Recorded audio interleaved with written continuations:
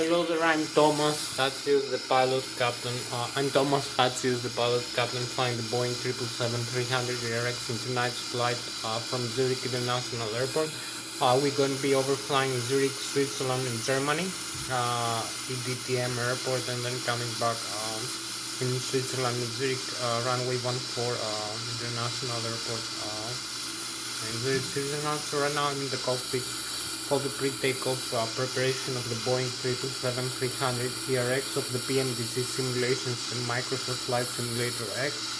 So I'm gonna show you the instruments and displays of the Boeing 777-300 ERX. I'm gonna show you how to use the flight controls and fly the aircraft in flight in conjunction with the thrust levers. How to use the thrust levers to modify the thrust of the aircraft, the turbofan turbojets engines produced. I'm going to show you the displays we use for navigation, and that display many data like the autopilot and the auto thrust settings, the airspeed, and the barometric altitude and the rate of climb and descent. And also I'm gonna show you in the overhead panel we have systems like we can energize and de-energize systems like the electrical, the APU, the auxiliary power unit, the ADIRU, the data analyzer reference unit system that has the GPS controllers and other systems. The hydraulic, the left and the right engine hydraulic pump, and the backup hydraulic pump we use for the flight controls, fluid and other systems. The wing and engine at the eyes, the cabin pressurization, the fuel, left and right wing fuel tank and center tank, and the fuel pump forward and aft. And also we have in the overhead panel the engine starter and the engine electronic control computers, controllers, the ECU electronic engine control unit ECU. That controls the FADEX, the full authority digital electronic control computers that control the engines. So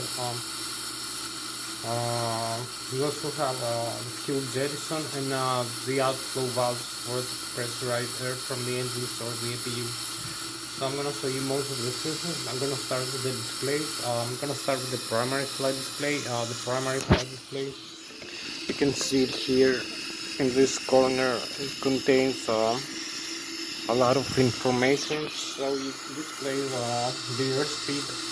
The primary flight display displays the airspeed, the barometric altitude above the ground level, the ground speed, the barometric pressure of the outside atmosphere, the airspeed selected from the autopilot and flight director system panel, the FDS panel, displayed with purple, and also the altitude selected from the autopilot and flight director system panel, displayed with purple also. With magenta. So we have also the rate of climb and descent tape, very important. That shows how fast the aircraft climbs or descend in feet per minute, tens, hundreds or thousands of feet per minute.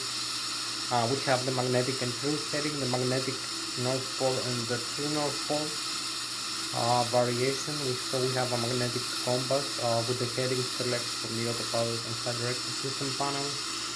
We have also the heading select. We have also the radiology above the ground level. We have the flight director and the auxiliary situation indicator, the altitude indicator, and the flight director with the crossbars and the pitch ladder in degrees, and for the flight guidance of the aircraft. So we have the manual flight guidance with the flight director and also with the autopilot. For automatic flight guidance with the later on the vertical navigation mode, the Lszh localizer, the frequency and the runway heading.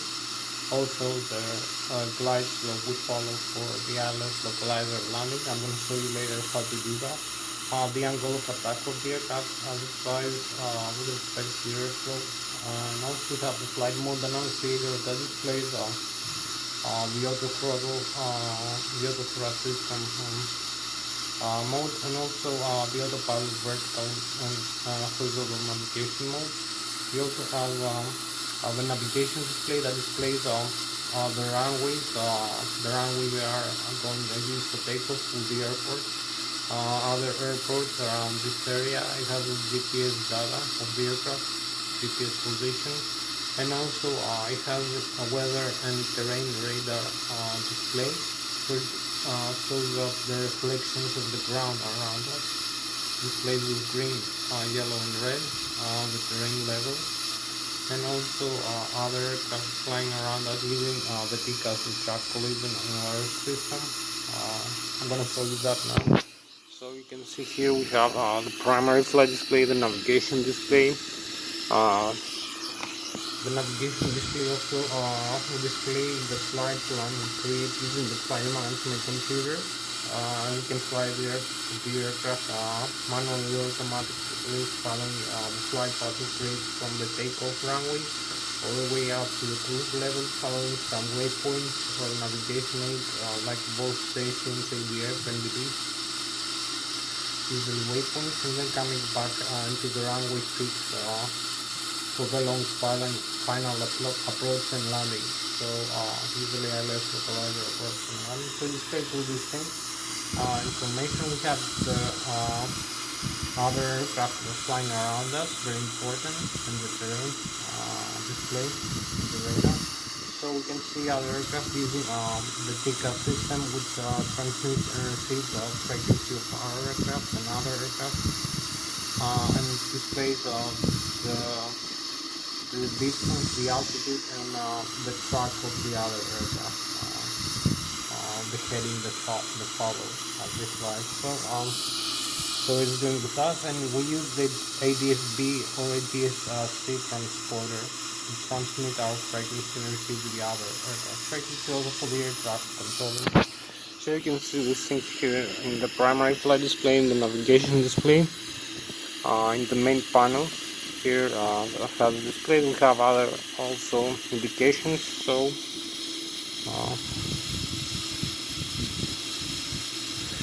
we have about an hour left for this flight. So you can see here we have the primary flight display.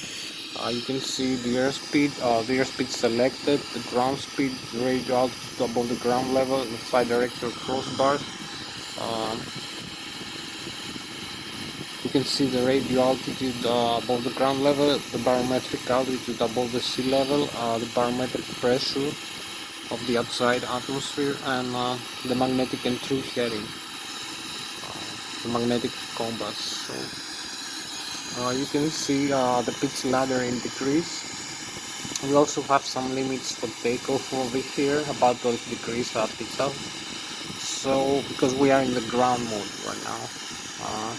So we have the auto throttle, and you can see the takeoff go around for the auto throttle system, for the thrust levers over here. So if we move this, if we are in the runway for takeoff, we're gonna use our takeoff go around thrust now for takeoff using these thrust levers. So you can see here is the tape that displays the rate of climb and descent of the aircraft, besides the barometric altitude that they are. Also the altitude select for flying, cruise level or other levels. Displayed also with purple the angle of attack of the aircraft, the auto throttle. Here's the flight mode annunciator, the auto throttle mode, and the autopilot, later on horizontal modes usually, and the Lszh localizer approach. The navigation displayed with the terrain data, the terrain level 6,100 feet maximum, 0 foot minimum right now, with green and red and yellow with the median. You see the airports we have, the Switzerland here, we have some France over here, and maybe some Germany over here in the north. Germany in the west, we have the France, and here in the center with the mountains is the Switzerland. In this direction that we see in this place. So we have our aircraft flying around us, and we can create a flight path for this aircraft as we gonna fly. So I'm gonna show you now the autopilot and flight director system panel. We have the autopilot engaged and the autopilot disengaged switches. We have USB select knob. We have the climb continuous. We have the auto throttle, hold switch, and the flight level hold switch. That uses the airspeed select mode knob. So you can see that here. So here is the autopilot engaged, the autopilot disengaged. Here is the airspeed select that you see displayed in the primary flight display. We can change this to whatever value we want. So this is the flight director on and off here. The autopilot engaged. You will see the autopilot engaged here in the primary flight display, the AP, instead of flight director here. So we disengage this. We can disengage it using this switch here in the control wheel, or using this switch over here in the autopilot disengage here. For standard disengagement, so we reconnect it, and you can see we have to cancel the warning, and you will see the autopilot disconnect here in the ACAS, the upper ACAS, that displays some warnings in some systems. So you can see the autopilot disconnect.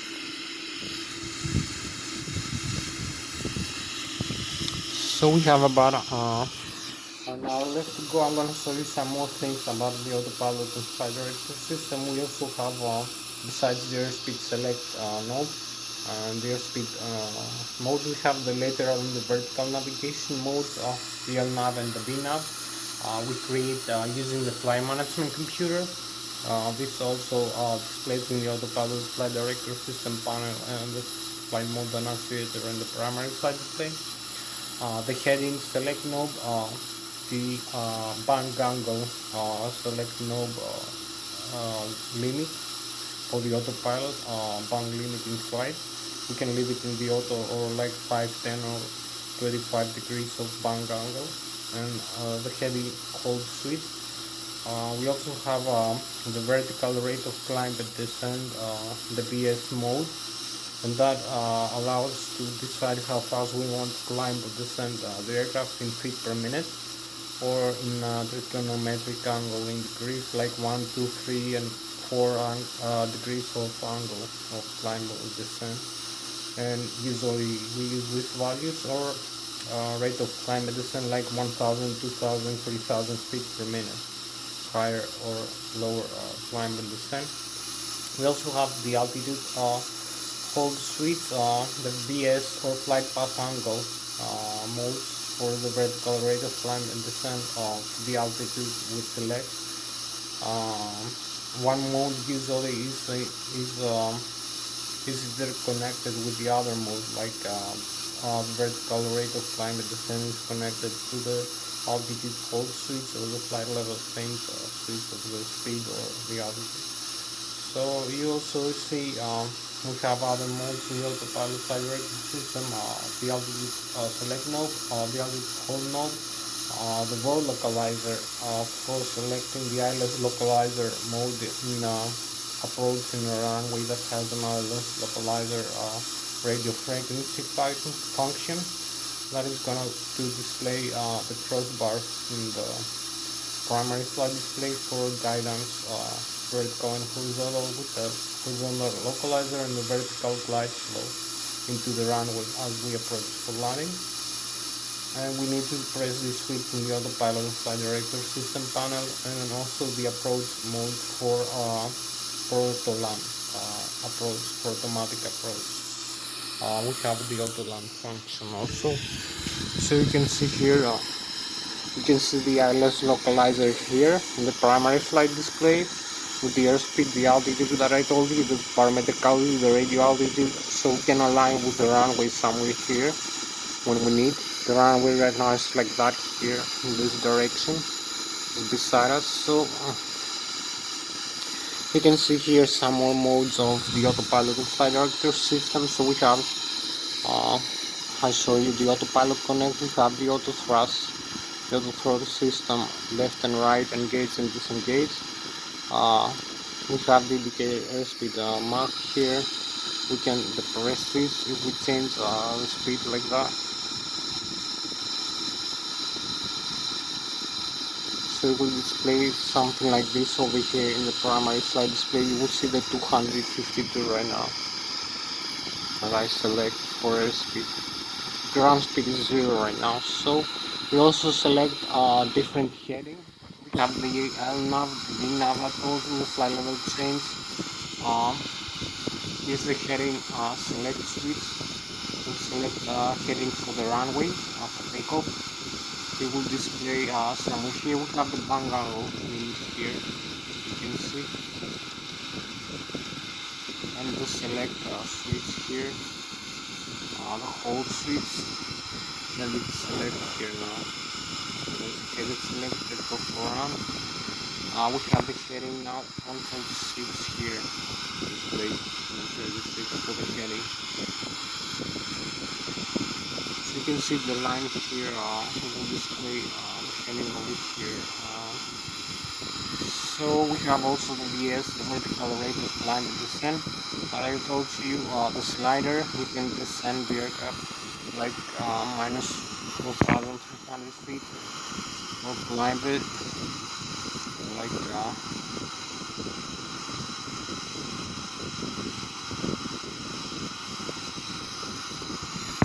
plus 2,500 feet. You'll see the up and the down.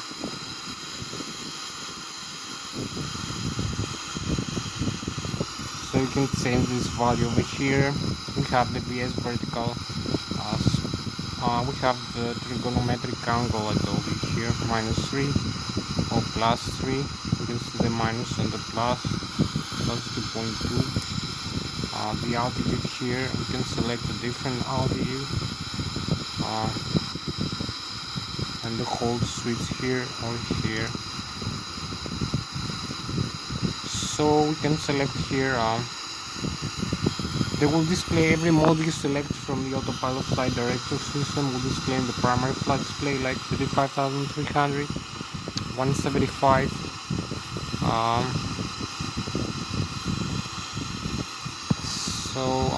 The hold again. You can use the approach later. So the flight director system,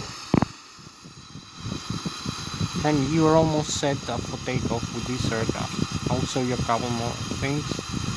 So we have some more time with that. About 50 minutes left. So now I'm gonna show you the ACAS system that displays the thrust levers position and the temperature of the engine, the fuel flow into the engine, some other functions like the oil quantity, the oil temperature into the engine, the thrust limits, and the vibration of the engine. So I'm gonna show you the thrust levers alongside with that.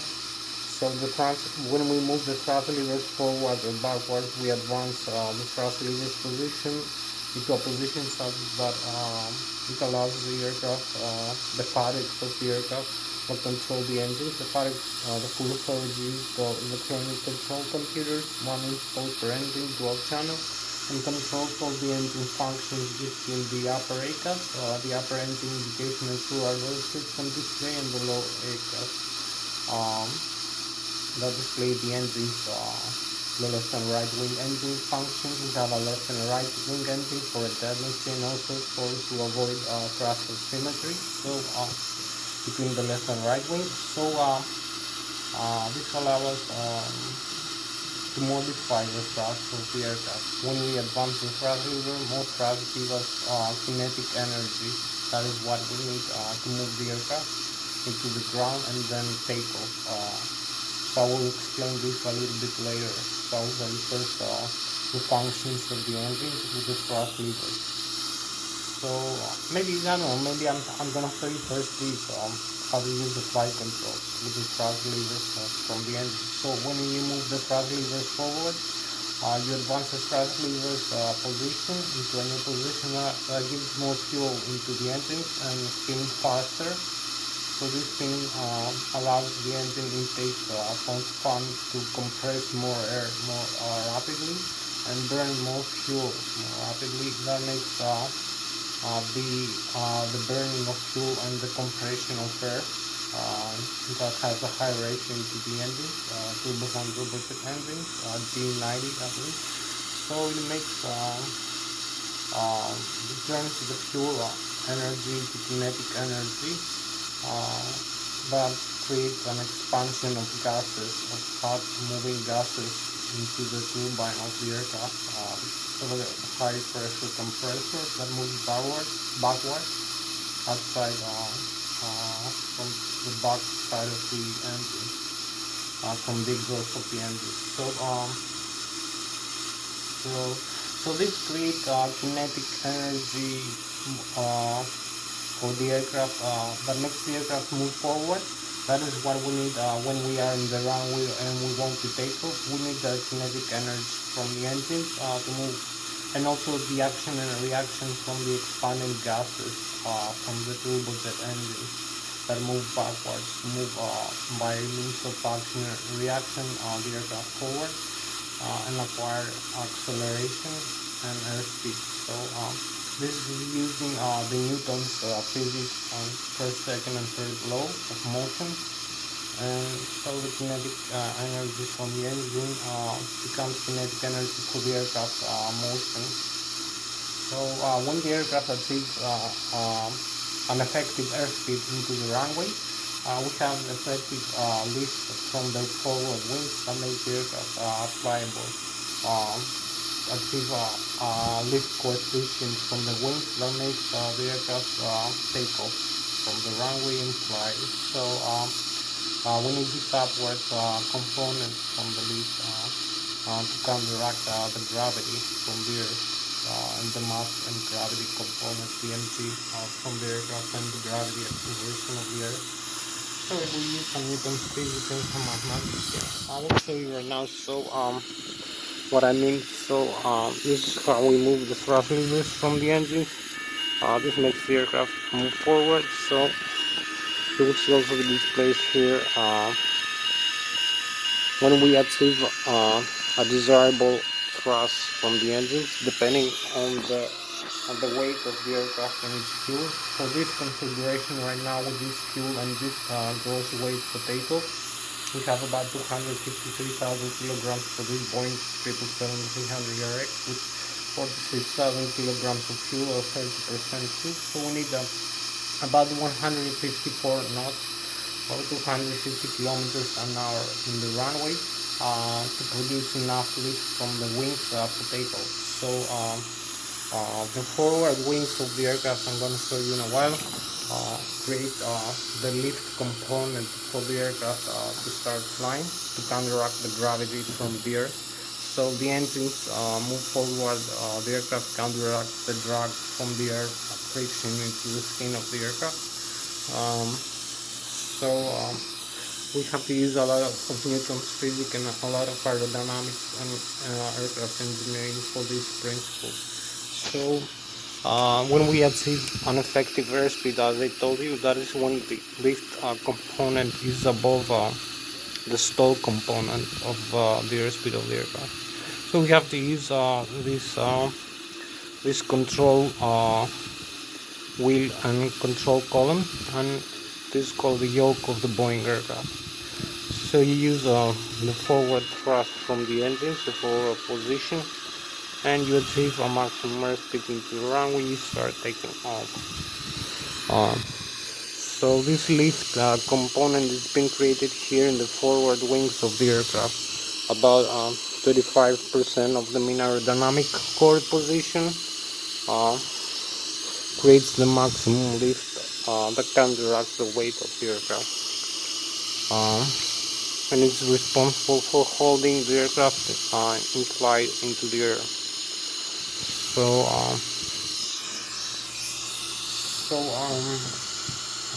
the lift component, we have the flight controls. So you can see the lift has been created because the upper surface of the wings is more curved. It's not straight. It's not flat. It's curved, like it has an arc in the top of the wing, while the bottom of the wing, the forward wing, is flat. So the flat surface of the forward wings, the air mass, when the aircraft reaches the desired airspeed, is moving slower than the top surface of the wing. So the top surface of the wing air mass is moving faster than the bottom. So the top surface of the wing is having lesser pressure than the bottom. The bottom has higher pressure than the top. So the top starts, because of the other pressure, starts pulling the aircraft upward. It sucks it up like a vacuum, quite difficult to explain. So it creates the necessary force to counteract the weight of the aircraft. So the underwing pressure also pushes it upward. So this is the lift theory component. We have a lot of theories and explanations. So this is the basic, I believe. So also when you fly, you can use the flight controls. You need to use the flight controls actually. That also create some lift when you move them up and down, and then make the aircraft controllable, having directional stability and controllability in flight. So you can follow each direction you desire, climb, descend, or bunker left and right, or go left and right. So this also creates an effective moment component by deflection of the airflow mass. So by deflection of the airflow mass, what I mean, when you pull up or pull down the control column of the aircraft, the yoke, you pull up or pull down the elevator on the horizontal tail of the aircraft. So you can see here we have the forward wings that create the lift. We have the lower pressure in the top of the wing and the higher pressure in the bottom of the wing, because it's flat in the bottom and it's curved in the top. And you can use also the flaps to create more curvedness and more surface area, so more lift, also more drag. So the elevator, you can use it to deflect the airflow of the gas of the air mass of the aircraft flying, to pitch up or pitch down the aircraft. Also bunker left, bunker right. You can use all the ailerons and the spoilers here in the left and right wing. So each flight control surface is in proportion also the rudder, the vertical stabilizer rudder. You can see here all this. I told you about the 25% of the mean aerodynamic chord. That is usually the position of the maximum air pressure lift component of the maximum aerodynamic lift. So it's also the position where the center of gravity of the aircraft is positioned at forward or aft this position. So it's also the position of all the axes of flight, the vertical, the horizontal, and the longitudinal axis of flight and directional stability of the aircraft are transverse to the aircraft body, and also the center of gravity. So the vertical tail and the horizontal tail of the aircraft are positioned with the flight control surfaces to transverse this axis into the center of gravity. So we have directional stability around the center of gravity and the center of aerodynamic lift position, and it's about the same position. So you need to remember this when you fly when it heats up, and when you want to go, when you want to use the horizontal and the vertical tail of the aircraft, you create a moment arm. Of course, a moment arm is in this aerodynamics is the air mass times the distance from the center of gravity of the aircraft, and yeah, you can use the mg times the gravity of the earth. You can use many functions for that, for mathematics and Newton's physics and aerodynamics. So this creates the force necessary to control the aircraft to counteract its weight in the center of gravity position. Also, when you want to bank roll to make a left or right turn, you use the vertical stabilizer and all the other ones in the spoilers. You create a similar forces and moment arms, and you also create differential lift between the left and the right when you turn left or you turn right, because you have more lift in the other side when you make a turn. So you have less lift in the side that you make the turn. So these are some things you need to remember about flying. Remember the thrust from the engines and all these components that I explained you. So that's what you're gonna see inside the cockpit. So you can see the thrust from the engines, the components from the flight controls. So if I come here, we have about we have a lot of signs for that. So I'm gonna show you the flight controls, how to use the side stick and the control wheel. Explain here the control column and the control wheel picks up and picks down the elevator, and also bankroll the other ones and the spoilers. So we're using this side stick over here for these flight controls. So you can see picks up, picks down, and also bankroll left and right the aircraft. Yaw left and right the vertical stabilizer, picks up, picks down the horizontal stabilizer, elevator, and also bankroll and the ailerons and the spoilers. The horizontal stabilizer position, the trim position, picks up or picks down, and also the thrust lever is very important, and the flap setting. So this is some of the functions. I hope you like it. I'm gonna show you also the outside view, how to use. You can see I'm moving the control here. You can see the screen over there. Maybe having a better view like that of the controls I have that I can apply. Usually it's less than that. We don't need so much of force when flying. We don't have thrust from the engine. So this is the maximum position for the flight controls. Also the rudder pedals. This is the rudder pedals we use for the vertical stabilizer position.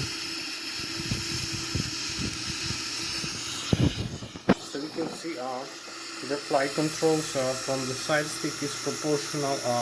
The movement is proportional with the yoke or the control wheel and column of the Boeing aircraft. This side stick that we use for the Airbus, also for the Boeing, no problem. There you can pitch up, pitch down, bankroll left and right, and also the vertical stabilizer.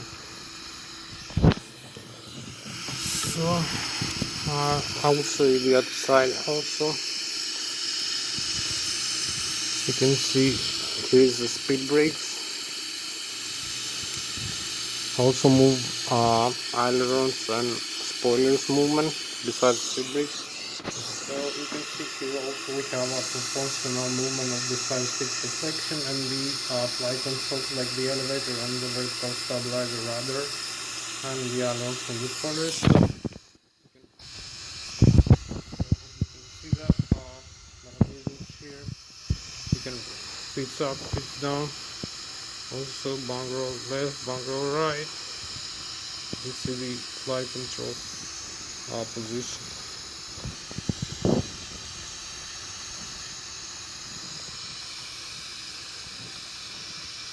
So this is so much for this flight controls lesson. You can see I'm gonna come inside the aircraft and I'll show you the rest of the instrumentation of the aircraft, of the Boeing 777. So we have about 30 minutes left for this flight, or more, about 40 minutes.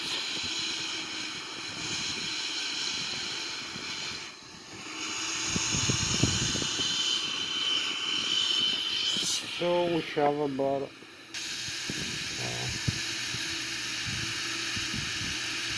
40. So we have 38 minutes left for this flight. I'm gonna show you now how to use all the thrust levers. So I'm gonna show you how to use the thrust levers, the display of the thrust levers in the engine indication Lszh system on display, and make an engine start demonstration and show you some of the overhead panel displays on our system, also the ACAS. So you can see we have some systems here, some additional systems here, like the displays here tells you the ACAS, the upper and the lower ACAS. So you can see when I move the thrust levers forward, you're gonna see the speed brakes retract automatically, and the N1, which is the low speed, low pressure compressor stage of the turbofan engine.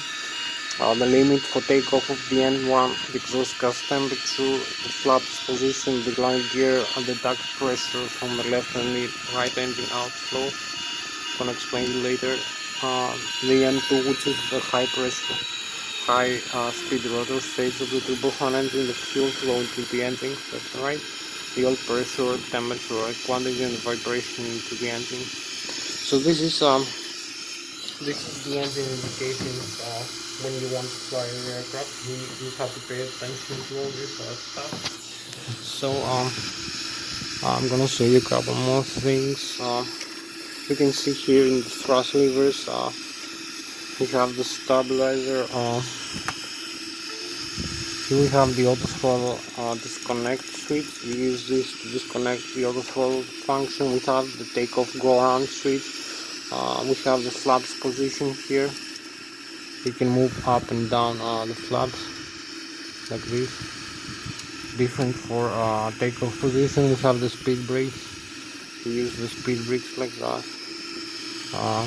We have the stabilizer in the horizontal tail of the aircraft position. We have the parking brake set, up and down position. You can see the stabilizer, which is the horizontal tail of the aircraft, nose up and nose down position, and the nose position decrease, which is 4 degrees up right now for takeoff. You can set this also using this switch here in the control wheel. You can use the aileron trim here. You can use the autopilot disconnect switch here. This one switch. So we have most switches. We have the fire extinguishers here, the start switch for the left and right engine. You have all these for the stabilizer trim. For the horizontal tail, we have the electronic trim cutout switches for the C and the right system in the normal or cutout position. This cutouts the auto trim for the autopilot and the auto throttle. So we use more airspeed for this, for the takeoff maybe. I'm gonna show you the engine start demonstration. A couple more minutes. I'm gonna show you the overhead panel and the display here. So I'm gonna show you maybe not much time left. So we have the displays here, PMG setup, displays on. We have the engines, as you can see here. This display over here. You can see I'm using the flight control to see the position that I am right now.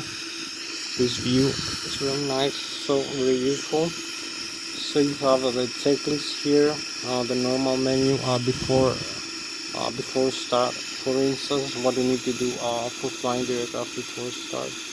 All the items. It has many functions. It has the normal menu. If you have a failure, I'm gonna show you maybe later. So we have the communication, the navigation, the status. You can see the APU right now is off. We need to start this in the overhead upper panel here. So you have one more view here, a few more minutes for starting the engines. So I need to be a little bit faster when I show you this.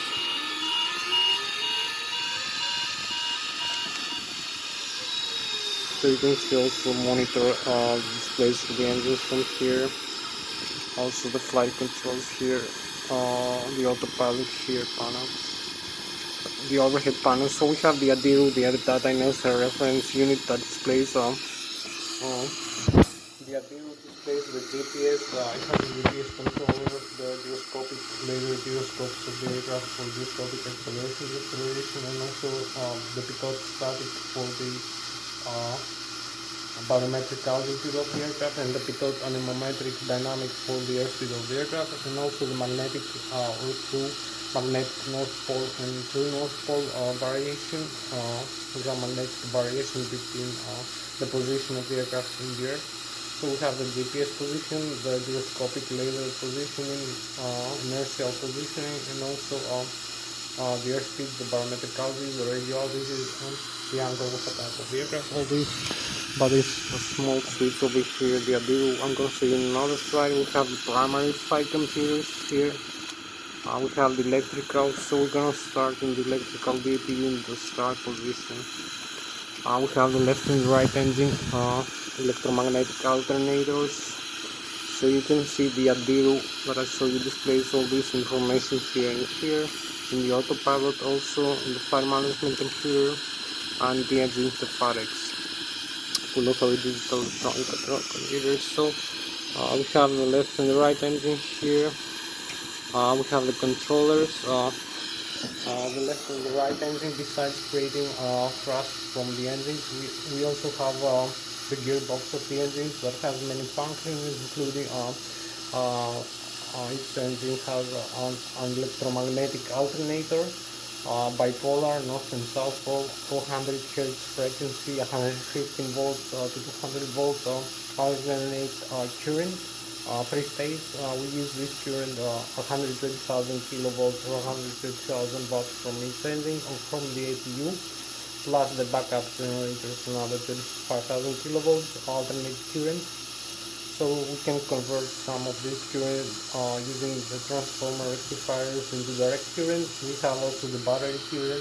This is the electrical panel of the Boeing 777-300 aircraft. So we can convert the direct current to alternate using the static inverter. So you can see here all these systems like the Boeing 737 explanation. So you can see here the autopilot system, a little bit more detail. You can see the FS here and the displays for the ACAS controllers. So we also have the flaps position here. I'm gonna use flaps like 15 degrees now. So moving the flaps up to 15 degrees. So we have, I told you, the electrical here. We have the left and the right engine. Also moves the hydraulic pumps for the left and the right engine, and the backup hydraulic pumps that move the fluid, the hydraulic fluid, the pressurized, and we use it for the flight controls mainly, for the nose wheel steering, the non-liquid steering track, the thrust reversers for the engines, and the normal and alternate parking and some other systems. So you can see the controllers here. We have the window heat, the passenger oxygen. This is the overhead panel of the Boeing 777. So we have also the electronic engine controllers for the engines, the left and right engine, the control the fatics, the engine starter here. We're gonna use this, the auto start on and off. You can dump fuel in flight if you arm this, and this on. The cross feed for the engines, for the fuel. This is the fuel tank, on and off the pumps. I'm gonna see later. The sender, the left wing, the right wing, 23,000 kilograms. Left and right wing and empty in the center. We have the fuel for the engine line here. Beyond the eyes, some lighting for the aircraft, the wipers, the windshield wipers. Also, here's the cabin pressurization. It tells you beyond the eyes, wings and engines, the lighting of the aircraft. So this is the outflow valves, auto, manual. Use these controllers to open and close the outflow valve when climb or descend to pressurize or depressurize the aircraft manually. So we leave in the auto, also auto for the landing altitude selection. And here is the air panel of the aircraft. This is the bleed air, as you can see from the engine. This is the bleed air from the left and right engine, the pressurized air. We use cabin pressurization for hydraulic fluid pressurization, for the tank pressurization for hydraulic fluid, for air conditioning, and for wing and engine on the eye. So this is outflow air from the left and right engine, and we also have the APU, the auxiliary power unit, a small turbine in the tail of the aircraft we use for starting the engine to the ground. Very important, we need pressurized air to start the engine starter using this switch here. You can see also this on and off position. We can select what we need to do. You can see the close. The isolation, the packs, the left and right packs. We leave this in the auto, like this, auto now. We can use the APU, starting the engines or the engines right now. So we have the air conditioning also over here, some other systems. So you can see here also we have the speed brake here, the stabilizer trim position, the flight management computer here. You can see the navigation display, the parking brakes on and off, up and down, the stabilizer trim for these switches here for the normal on the other end, and also the fuel control for the engines, the fuel flow, run and off, cut off. So we're gonna use this right now. We'll leave this in the normal. We have the radio communication panel here also. So this is another nice view of the cockpit of the Boeing 777. Hope you like it. So I'm gonna come now into the cockpit. Maybe the systems I was showing you. You can see the APU now is running. We have the synoptics. So we have the doors of the aircraft now are closed, and the cabin is being pressurized. So you can see the landing gear. You can see we have pressurization into the landing gear tires and the temperature of the brakes. The electrical, the left and the right engine, I told you. Wait 1 second. So we have 36 and 30, 50. So this is 34 and 36. So this is 50. We have 28 minutes left for this flight, so I need to be a little bit faster than that. I'm gonna show you this display. So left and right engine, the batteries explained before in the overhead panel. The electrical, the hydraulic also explained. Left and right engine, the pressurization for the hydraulic system. We have 1000 psi. You can see the consumers of this hydraulic fluid here. You can see the green line is actually so like the electrical here. The left and the right engine alternators, electromagnetic alternators are using electromagnetic induction. The APU, the batteries are curing. So the fuel, left and right wing engine. You can see the fuel total quantity, left wing, right wing, center tank is empty, the forward and the aft pump, the direct current for the APU, the auxiliary power unit, so the engine speed.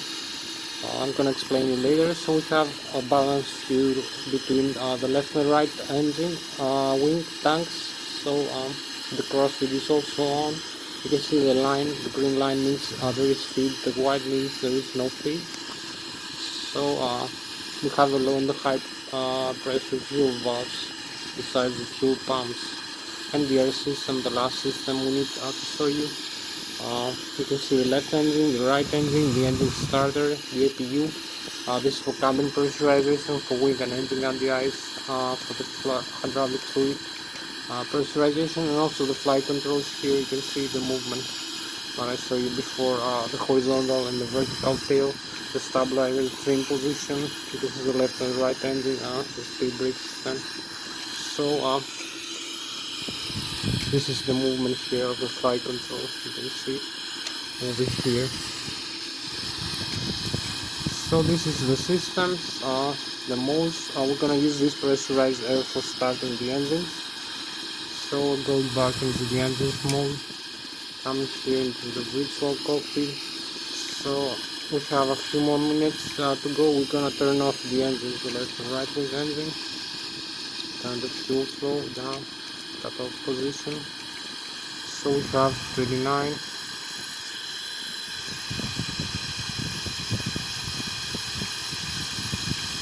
So you will see the cutout switch turn off the fuel flow. The fuel flow now is 0. So we have to start the engine. You can see the engines are down message here also. The N1, the exhaust gas temperature is slowing down. So I'm gonna come here in the upside view. You can see we lost the left and right wing engine. So we need some lighting here. You can see the reconfiguration in the overheat panel because of this lost the engine. So we're gonna start the left wing engine first using this selector in the auto start system. So you're gonna see the left wing engine start first, spinning. We have the N2 high, like 34%, which is enough. So you can see the right wing engine is off, the left wing engine starts spinning. So we go inside, you can see the left wing start spinning. So back inside and start the fuel flow here into the engine. So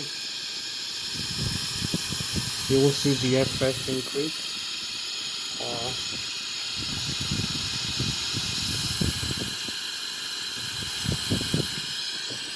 So the FF will start the spinning of the engine more rapidly. We're gonna have a normal function of the engine. So you can see the other side engine also, the right wing forward. You can see the engine is off. So going back into the cockpit, we're gonna start this switch, the right wing engine now.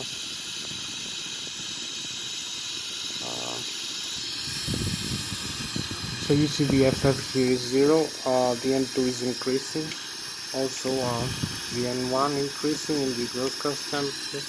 So the spinning of the right wing engine is increasing. You can see that clearly. So we go back to this position and start the fuel flow here. Let's open the valves of the fuel flow to the engines, the low and high pressure. So we're gonna have the FF open in a matter of seconds. So here we go. You can see the spinning now increasing for the right wing engine, and we have the engine running normally. So we go back here. Only one item left to do. The flight management computer here, we need to input some values for takeoff. So we'll go into menu, FMC menu. You can see the model, position, initialize, the reference airport, LSZH, Zurich International. So set the RS, the inertial position of the aircraft. We have the zero fuel weight and the gross weight of the aircraft in thousands of pounds. The route from this airport back to this airport, from Lszh back to Lszh, runway 14, departure this runway 14, trans this 6, and arrival to this runway trans this 6, trans this 6. Let's cancel this coordinate like that, activate and execute. So we go into the reserves, the fuel, the center of gravity, and the flight level. 35,300 feet, course index 100, and we have the takeoff speed right now for the flaps 15 degrees, and the center of gravity I told you the trim position. So we have the takeoff speeds 153, 140, and 154 within crossway and this runway. So we are ready for takeoff. We have 18 minutes left for this flight, so we need to be fast. Advance the thrust levers, disarm the parking brakes. We're gonna use this tiller for steering the aircraft in the ground.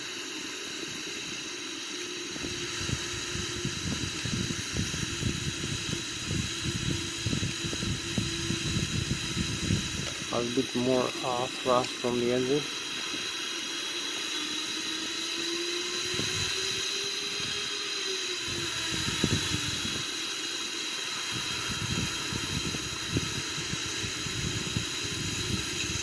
So this runway is open, we can taxi and take off.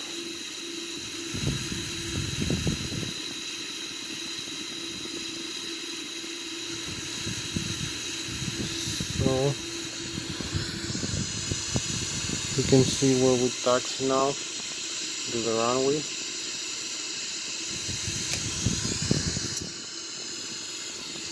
This is our position now. We're ready for takeoff. Just advance the thrust levers and take off.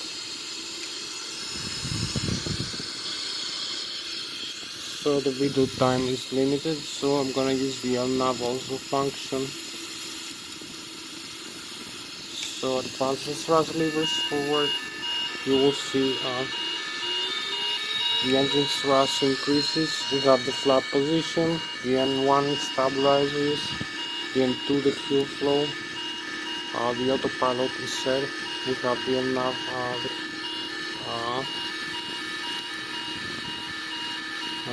level 10. So we can see here the most. You can see the flight plan here, this line, and also the primary flight display. So we disarm the parking brakes and go.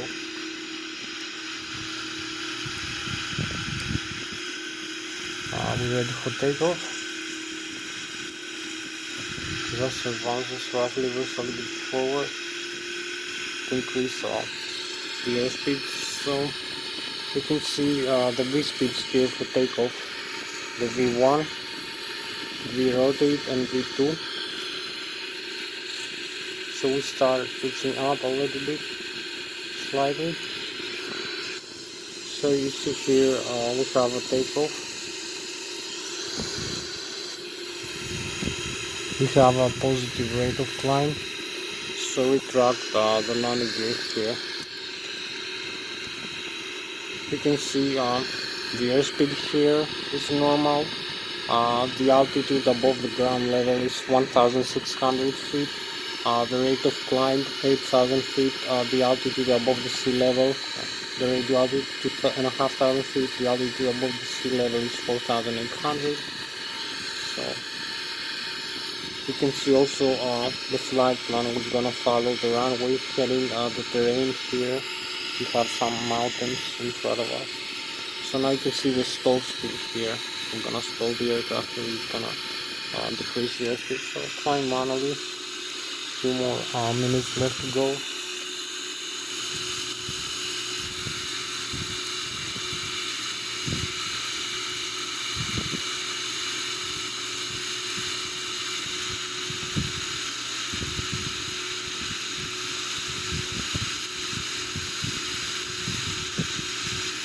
I've been not having the time to show everything right now in this flight because I did too much explanation about the way the airplane flies. So I'm gonna make another video on me flying the aircraft without making so much of explanation. about the way flight, about the aerodynamics. We don't need so much explanation in that.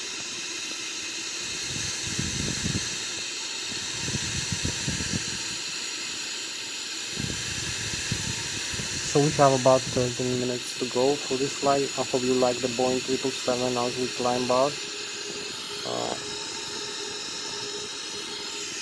You can see that we overflying Switzerland with 500 kilometers an hour.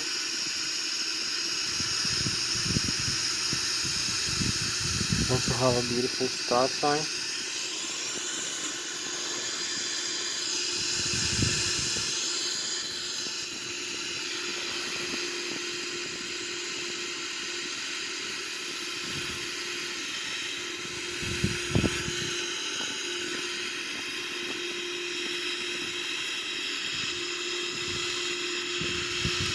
So this is how we climb. Now we have enough lift to climb the aircraft. We pitch up slightly.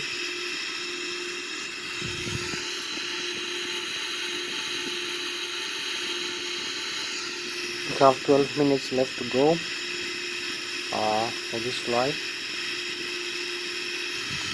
We need to set a couple of things here in the flight management computer. So we have the legs. We're gonna use this SV.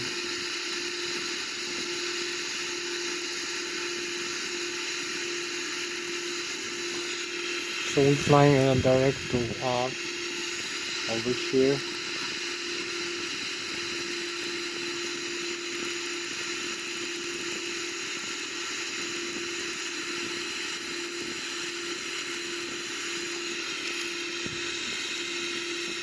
You can see the stall speed. We need to avoid this. It's gonna make the aircraft fall into the ground.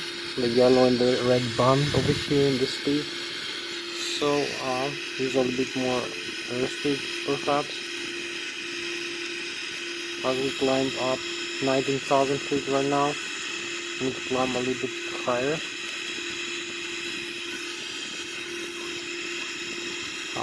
Perhaps connect the auto throttle.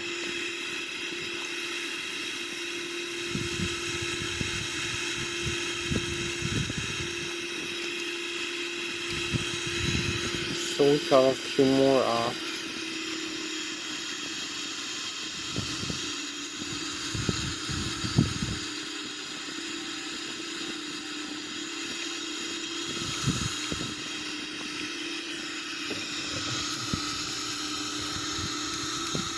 we have 11 minutes left for this flight. Keep climbing up 30,000 feet. You can see the autopilot. We fly manually right now. So when we reach 33,000 feet in about a couple of moments,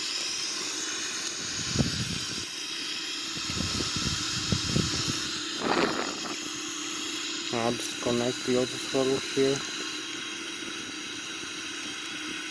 It makes the aircraft slow and then slow down.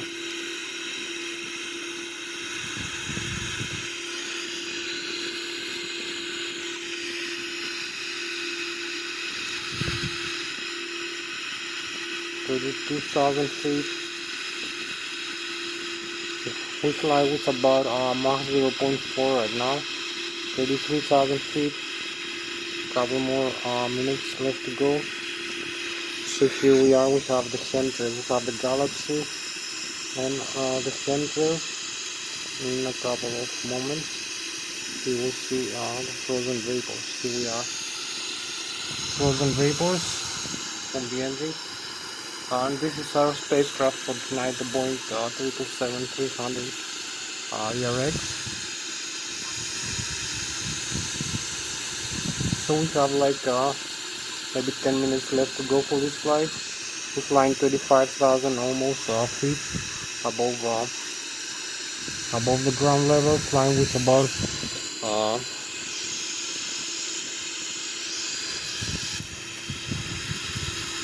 quite high airspeed. So we make the turn now for going back into the airport. We have 8 minutes left for this flight. We have almost reached the maximum cruise altitude. Every here retract some flaps to increase the airspeed margin.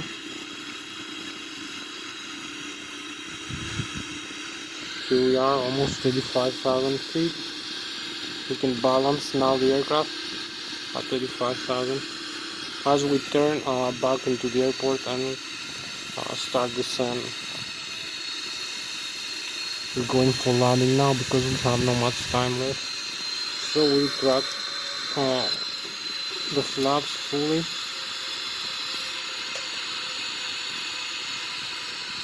As we descending, here we go. I'll keep having some handrails now. We need to descend down to the airport. Keep flying with Mach about 900 kilometers an hour right now, airspeed. We overfly Germany, the Bayern, Munich region and Switzerland very fast, and coming back for landing. So we need to descend lower.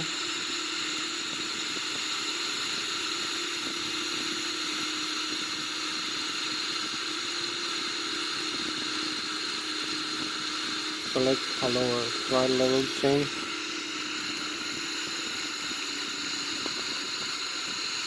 As we're going down to the airport.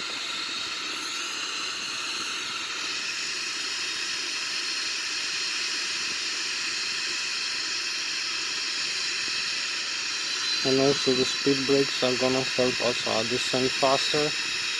We have some like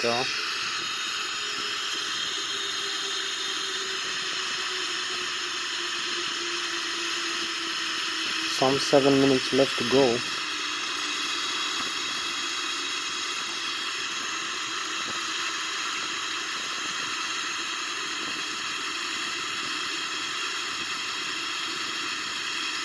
So this is us descending back into the airport, flying with about 900 kilometers an hour, Mach 0.648, about 800 kilometers an hour right now. And this altitude, going back into the airport manually.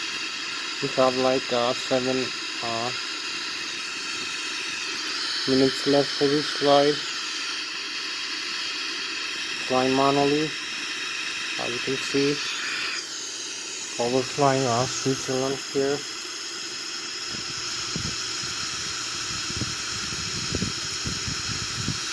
So we're gonna make a shortcut for landing. A nice shortcut. And also use the Lszh localizer function.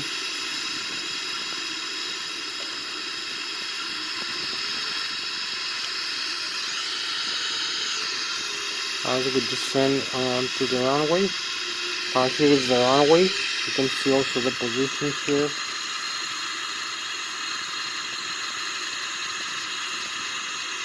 We have a few more minutes left to go. We are overflying the river. So use the landing gear now to slow us down.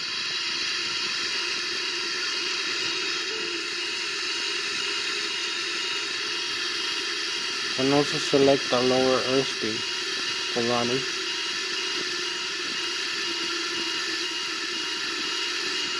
Select some flaps here. Flaps down in a couple of minutes. So here we are overflying the river.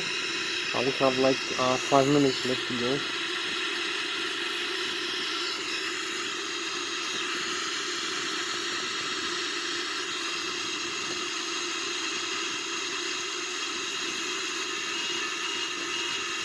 For this flight, so we are very close, much closer now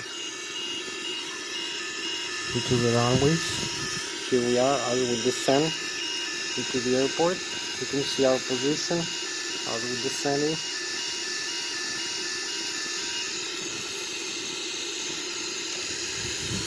So we need to be into the runway position. Use some flaps now, full flaps, to slow us down. Have like 4 minutes maybe left. So I will show you the Lszh localizer, the system. You can see we have the Lszh localizer, the vertical glide slope, and the horizontal localizer. We almost align with the runway.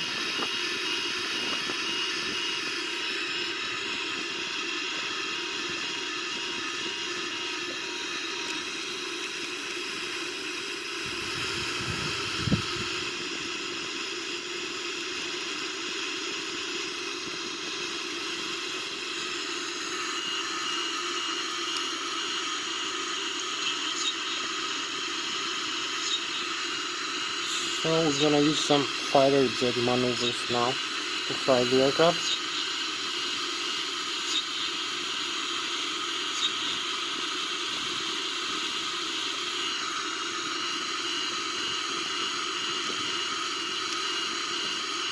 You can see how fast we go, about 250 knots right now.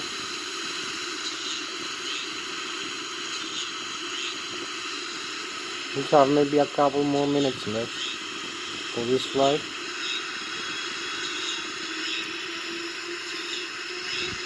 So we need to land a little bit faster, like 300 kilometers an hour, horizontal airspeed. Here we are, about 500 feet.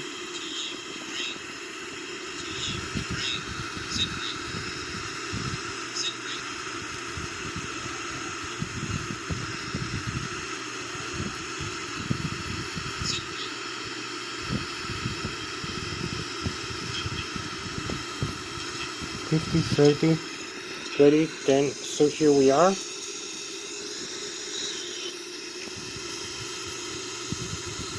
Just touched down the runway. Parking brakes and reverse thrust and slow down the aircraft rapidly.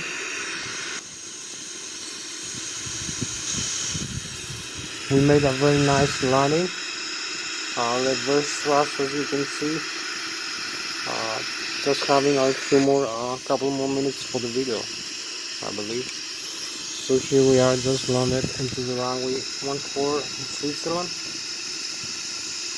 Slow down, just half for exit into the runway. I believe you can see the thrust reverse being employed, and you can see the landing gear here, the nose wheel is safe. There is no damage to the tires here or the nose wheel from this landing. You can see the tires here in the front. It's perfectly normal.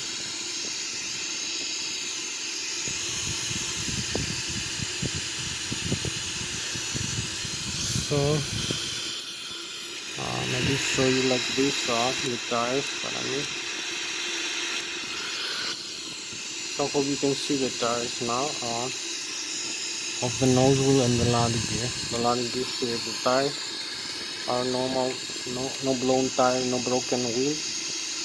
You can see here also the nose wheel, no broken nose wheel. Yeah, maybe this view is better. You can see the nose wheel of the Boeing 777-300 aircraft. We just landed.